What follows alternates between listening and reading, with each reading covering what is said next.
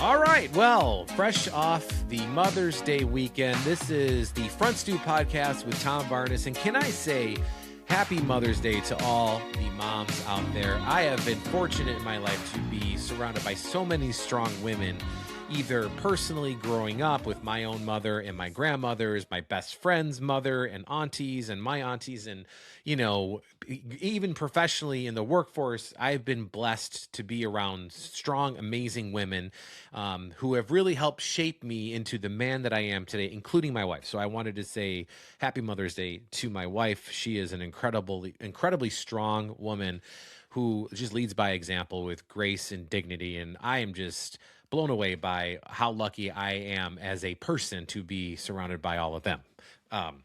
So last couple of weeks, it's been interesting. It's been a lot of interesting stuff happening. Have you been to the Joliet Prison? And I say that in a weird way because as I said the question out loud, I'm like, well, that sounded weird. But the old Joliet Prison in Joliet, Illinois is closed. It's been closed since, I believe, 2002.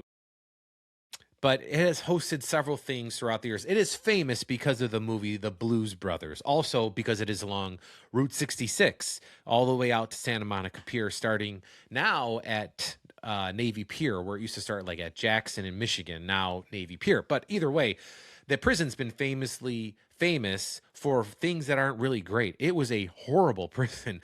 And, I've talked to certain people who have strong opinions about it, because they're prisoners in the prison. So some people have argued, who cares what the living conditions are like, for the men that were there were like the worst of the worst, right?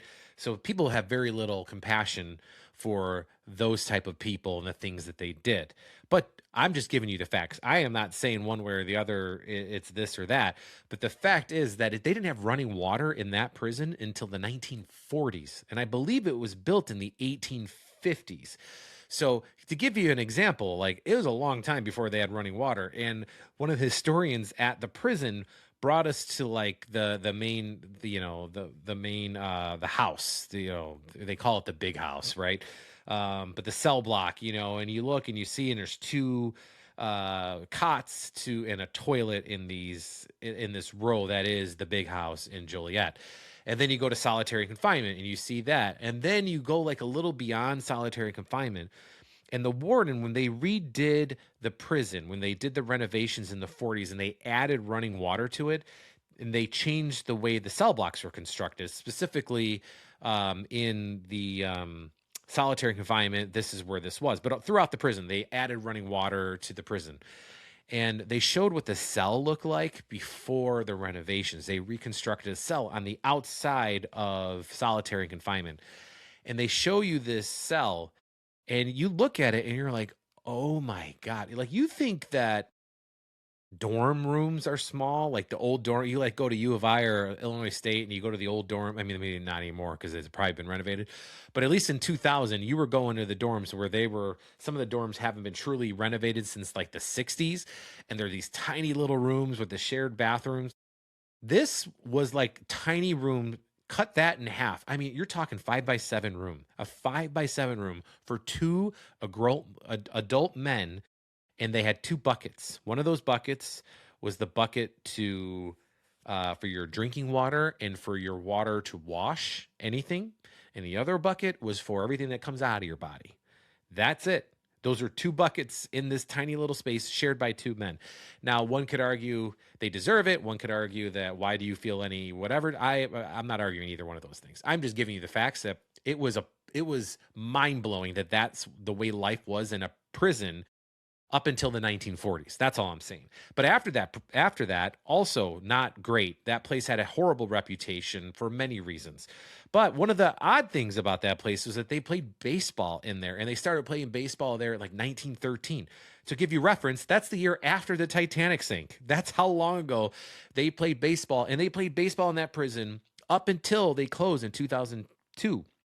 Right there, they had a big field, and the story that I was told is that the friend of Charles Comiskey, who started and built Comiskey Park and the Chicago White Sox, his friend was the warden at the prison, and they loved baseball. And back then in the 1910s and 14s, baseball was king. There was no other sport that America loved more than baseball. And everybody wanted to play it. And they used baseball as a way and a means to control the inmates at the prison. Because if people misbehaved, they weren't allowed to play. They weren't even allowed to watch. Those were all privileges. And one of the stories that the men who, or one of the stories that one of the historians told me is that it wasn't uncommon for a prisoner to negotiate going to solitary confinement just so they wouldn't have their privileges taken away of either listening to a game, listening to a baseball game, attending it, or playing it. That's how much that it worked. The refinement of keeping people, on the straight and narrow. It's just a fascinating story. And the warden lived on the prison site for many years, and then legend has it, the story goes that the warden, he liked to travel. He liked to enjoy the better and finer things of life. His friend was Charles Comiskey. So he ran circles around people who were wealthy. And we all know how things ended for Charles Comiskey with the Black Sox scandal. He didn't want to pay his employees, right? He didn't want to pony up money for other people, but he loved money himself. Same thing with this warden. He kind of hung out in the same circles. He enjoyed the finer things in life, left his wife at home with his kids and in the prison. And now in the prison, there was a warden's quarters. And weirdly enough, it was above the main, you know, jail cell, the main row of jails. That was kind of like the basement of this beautiful building. Like the architecture, I believe, and I could be wrong, but I believe the same architect did the Joliet Prison, did the Water Tower place in downtown Chicago, because the architecture, and that is one of the reasons why it's still marveled to this day, the architecture of old Joliet Prison is beautiful. It is stunningly beautiful. It really is. It's all this limestone. But the irony is the limestone that this prison's made out of came from a quarry that is in Joliet by the very prisoners that were in they were in Joliet Prison. They extracted the dirt and the rock from the earth in Joliet, brought it over to the prison site, and built the prison. The prisoners built the prison. So talk about a really messed up sentence, man. You're building the place that you're going to live in for the rest of your life, because most of those guys never got out. They were there for long term. Like, this is like Shawshank Redemption on steroids, or the Green Mile on steroids. They even had electrical chair there and the whole thing. But one of the things in the you had the cell block that was mostly underneath. It was where it housed two levels of prison cells, right? And then you had the warden quarters that were above that. So the warden and his family lived in like the lap of luxury at a prison. We get to walk into where the warden lived, and it's beautiful. They had beautiful dining halls, and they had all these accommodations, and the staff, if you will, were all prisoners. They were like the prisoners that weren't, they were in life, they were there for a long time, but these are guys that are like tax evasion and things like that, or maybe not armed robbery, but robbery, whatever the case may be. They weren't the murderers that were helping out. Well, what happens when you have, people mixing, right? They had a lot of people coming in and out of the prison, and they had one of the prisoners, African-American man, and he was like the chauffeur. He like would drive him to places that was like because he wasn't, it wasn't a murder of some kind. He was more, of the lesser crime. Well, because the warden was always gone, the chauffeur got friendly with the warden's wife, and he ended up, it was like a big scandal at the prison. People knew about it. The warden was embarrassed. And the woman, his wife, legend has it, set herself on fire. So when you go to the prison and you go to the tour, and now the prison's in shambles now. I mean, because it was abandoned from like 2002 to like 2017. It was just like a place where people went to destroy. So a lot of it's destructed, but you get the idea of what it was like either way. But there's a photo in the warden's quarters of what the bedroom looked like after the fire.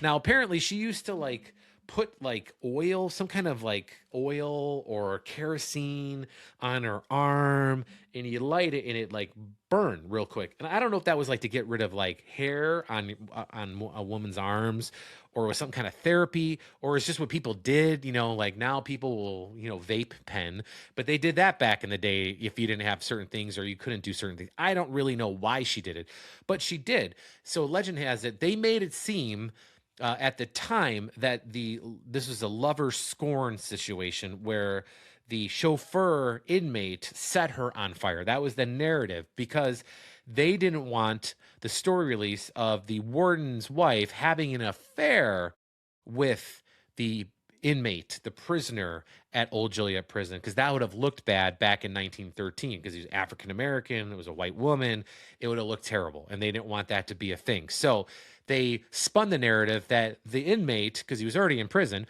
lit her on fire because she didn't want him to be part of her life anymore, that she was going to, go faithfully back to her husband, yada, yada. That has since been dispelled, that she accidentally lit herself on fire because she had like the big canister of kerosene, I believe, or some kind of flammable liquid, and she had it near her person. And based on the photos now and forensic evidence that they can do now retroactively, they determined that she lit herself on fire when she was pouring, perhaps like she was on fire and she poured while she was on fire, and the fire caught the stream, if you will, and went into the can and exploded all over her and lit her on fire, and that's how she died. So there's a lot of weird stuff. It's a long story. Sorry. It's a weird thing to talk about right after Mother's Day. But that's what I did last week. But the weird thing was that they played baseball there, and that they are continuing to try to play baseball. The Joliet Slammers, appropriately named enough, played like an exhibition game there ahead of their season. And the weird thing was that they were mentioning that they're going to try to have Little League games being played there. And I was just like, why do we need to have Little League played at a prison? I mean, I know it's not a prison anymore, but like, what message are we sending to the kids to play? Like, it's cool to play in a prison. It's, like it was a novelty thing to see a baseball game in a prison because of what the baseball game meant for the history of the prison. That I get. I don't know if I'd be signing my kid up to play Little League at Old Joliet Prison, but that's me. But they've done a lot of things there. They've had movies there. They had the Blues Brothers there. I got to walk by the gate where Jake Elwood, Joliet Jake. Yeah, Joliet Jake. That's why it's called Joliet Jake. Joliet Jake, and then Elwood Blues. That is why I walked right where he walked out at the beginning of the movie. If you know the Blues Brothers, that is Old Joliet Prison. So pretty cool, right? But when we're out there, I didn't realize this until that morning that Bill Murray is a part owner of that baseball team. He is friends with Night Train Veck, who is the great grandson of Bill Veck. I think it's Bill Veck, Mike Veck, and I think it's William Night Train Veck, who is part owners of. And if you know Bill Veck's the guy who planted the ivy at Wrigley Field. He is the reason why the White Sox have an exploding scoreboard, why they had the shower at Old Comiskey, which is nothing like the shower they have now at New Comiskey. It's all like it's not the same. But either way, it is a cool story, because Bill Veck also was responsible for disco demolition at Old Comiskey Park. So he was a carnival barker. He had all these reasons of coming to the ballpark outside of the baseball, because the White Sox weren't really good back then. So his son, is kind of falling in his footsteps a little bit about trying to like create some hype around baseball, right? So the Slammers are playing at the prison. Well, Bill Murray, part owner of the Slammers with Night Train Veck, I see Bill Murray like walking down the street, and I'm like, holy shit, that's Bill Murray. That's Bill Murray. Bill Murray, if you don't know, I've been in television for 20 years in Chicago. And Bill Murray has been like the unicorn of a Chicago actor who never does interviews with Chicago stations. He just doesn't. He hasn't. Now, I'm not saying he's never done it. He just historically does not do interviews with people in press ever. Like he's an odd duck. Lovable odd duck, but he just typically doesn't. On this day, though, he did. He was very gracious with his time. He talked to people from all the stations: WGN, NBC, CBS, Fox, And he was great, and we had a great interview with him. You can check it out on the CBS Chicago YouTube or YouTube or website, where Bill Murray like kind of took a bit and ran with it, if you will, about solitary confinement and a reporter being from Minnesota and wearing a parka when it was 70 degrees outside. It's this beautiful TV moment, but it was one of those things where I'm like, we're interviewing, like we got to be ready. Like I got my crew over by me, and I'm like, hey, he's doing this thing, but as soon as he's done, we are basically gonna ask him, but the camera needs to be rolling. So make sure the camera is rolling, because in the off chance that he says no, he didn't say no. We were super lucky that he didn't. And he was a wonderful interview. He was great, and he was charming, and he was all the things you want. And then off camera, we saw him several more times that morning, and he joked around and he kid. But he would not take pictures after all that. He like people were asking him, and he's like, no, and he like would run away from people.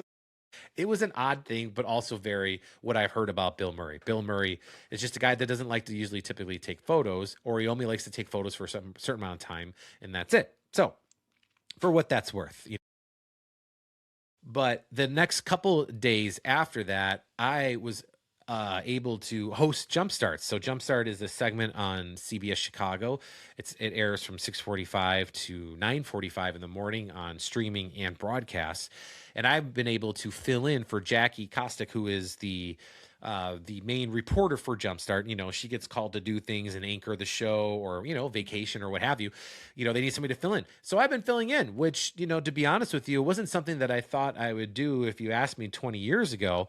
But I am super pumped to do it now. It's a lot of fun. I filled in at a place in Schaumburg called the Great Big Game, and it's a fun like you get to play like in all these game show type situations and scenarios, and it's fun. I got to host it, and then last week I hosted a few things. I did something at Old Orchard Mall, kind of introducing folks back to the mall scene and how malls are surviving by these experiential um places that you can go and really do a deep dive into the immersive experience, either at a pop culture store or at a store that makes bracelets, or picking out jewelry and all that stuff. And then I was really, for the first time in my professional life, I've never been able to walk to work ever.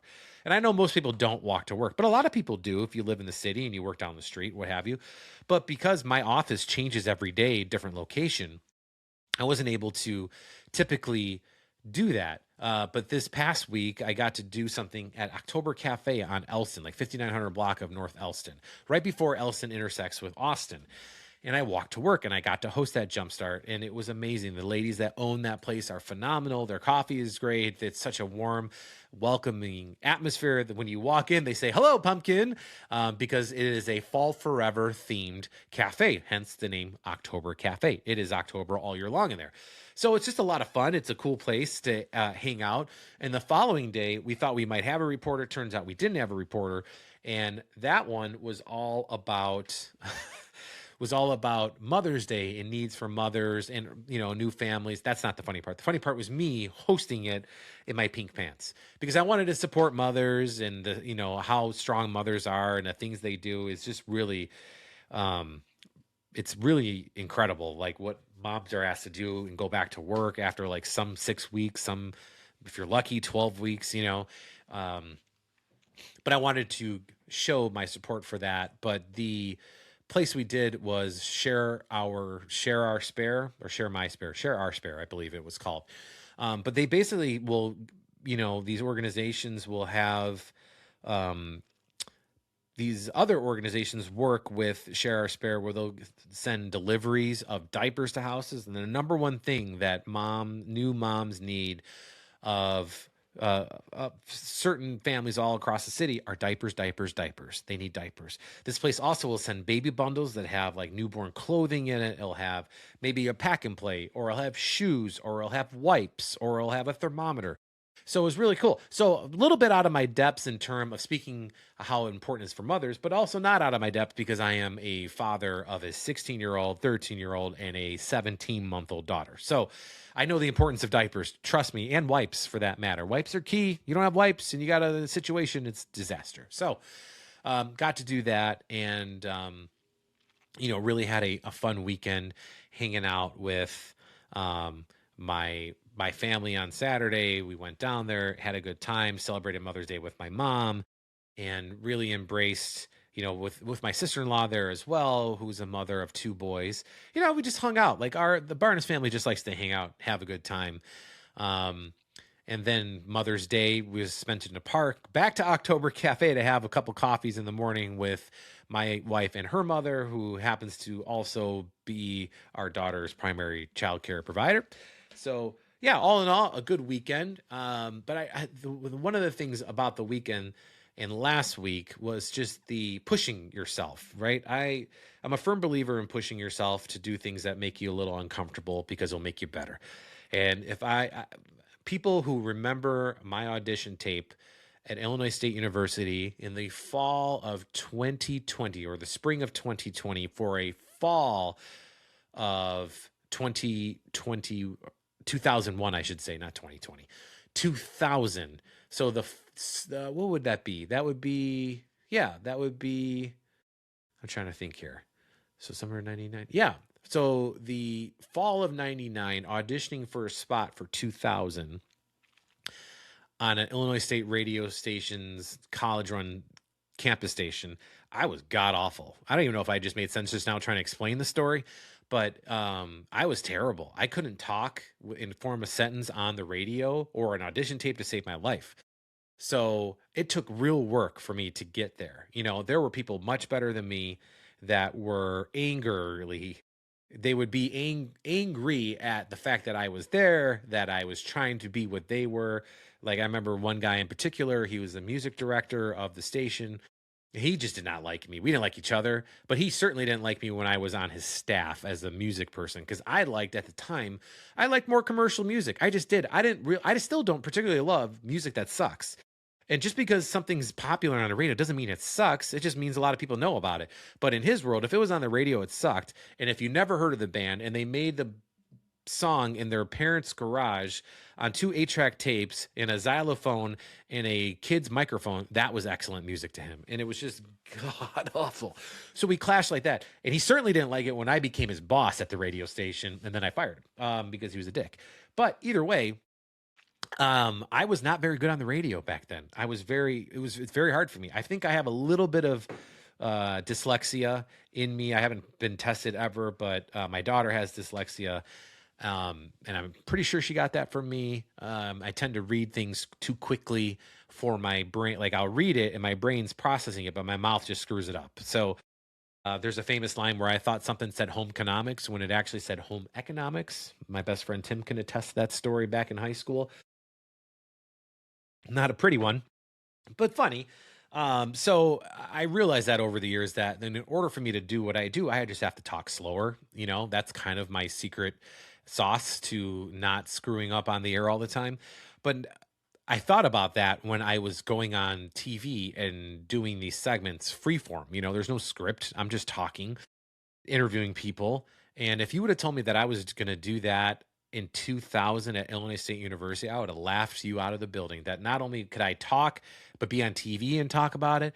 Never in a million years. But there I was doing the thing after many months of preparation, talking, trying to figure out the best way to do it, and convincing the folks at CBS that I'm competent to do it. And they have been listening, they have been welcoming to let me, explore this pathway for myself in my career. So it is not lost on me that was a huge deal in my world. Huge deal that my mom and dad could see it.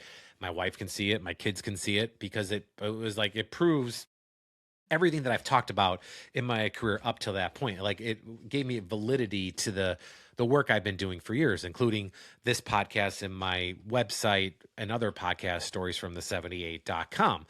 Because I forced myself to learn how to interview people, because when I would sit there and listen to other people interview people, I'm like, God, they're terrible. Like I could do better than that.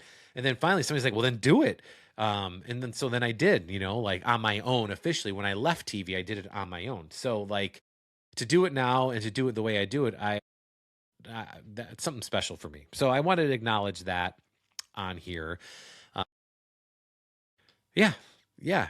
And really embrace that. And the other thing, last week, that has nothing to do with what I'm talking about, but it was fun. We took Willow's the little baby girl at 17 months, took her to her first Cub team of this year. She's been to 3, I believe, 4 total now. But we took her to the game because we were trying to meet up at the ballpark with some of my friends that one of our friends had lost her husband. And we wanted to invite her out. She didn't end up actually making it, but the rest of us did because we all wanted to hang out because we don't get to see each other that often. We took Willow, and in the car, of course, we're like getting there on time. We're getting there early. There's a storm brewing, literally a storm outside. We're like, no, it'll probably be okay. It'll be fine. We'll get to the game. And I like Willow's like was kind of like moaning a little bit in the back seat, probably because she was tired. And then all of a sudden, we we look and she's getting sick in the back seat. And we decided that we're like, oh my God, should we pull over? We look at the back and she's in the back. She's sick. We're like, oh my God, we clean her up. My wife is a rock star. She brought like extra clothes, extra things. We change her. We clean the car seat. We take everything that's got stuff on it. We put it in a bag because we know we got to wash that. We threw this stuff away. And then we're like, do we still go to the Cubs game? We're like, well, no, right? Like, we're terrible parents if we go. And then my wife's like, well, we're already halfway there. And I'm like, well, it might rain. She's like, well, like, what do? We figure it out. We're Barnett. We figure it out. We do the thing. So we go do the thing. We go to the game. Of course, as soon as we about to walk in the ballpark, it starts pouring. So we run into a restaurant. We hang out there for 10 minutes. The rain stops. We go in the ballpark. And the game, it stops raining.